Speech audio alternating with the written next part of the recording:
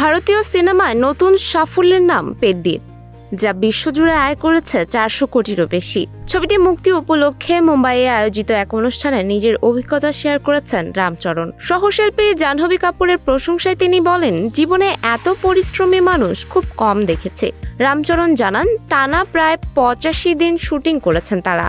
তবে প্রস্তুতির দিক থেকে জাহ্নবী তাকে ছাড়িয়ে গেছে বহুগুণ। তাকে ছুপা রুস্তম আখ্যা দিয়ে রামচরণ বলেন, চুপচাপ নিজের কাজ করে যাওয়া জাহ্নবীর নিষ্ঠা সত্যি অনুপ্রেরণাদায়ক। স্পোর্টস ড্রামা ঘরানার জনপ্রিয়তা নিয়েও কথা বলেন তিনি। সালমান খান ও আমির খানের সুলতান ও দঙ্গলের মতো সিনেমা এই ধরনের গল্পের পথ তৈরি করেছে বলেও জানান রামচরণ। এদিকে ছবির পরিচালক বুচি বাবু সানায়ের প্রশংসা করে তিনি বলেন, তার নিষ্ঠা ও গল্পের শক্তি তাকে এই কঠিন কাজের জন্য রাজি করিয়েছে। অন্যদিকে জাহ্নবী কাপুর বলেন, 2 বছর ধরে এই ছবির সঙ্গে যুক্ত ছিলেন তিনি। পরিচালককে তিনি মজার ছলে ভারতের সবচেয়ে রাউডি পরিচালক বলেও মন্তব্য করেন। সব মিলিয়ে আত্মপরিচয় খোঁজার গল্প পেড্ডি শুধু বক্স অফিসেই নয়, দর্শকের মনেও জায়গা করে নিচ্ছে। সুমাইয়া হক তন্নি, নিউজ ফ্ল্যাশ 71।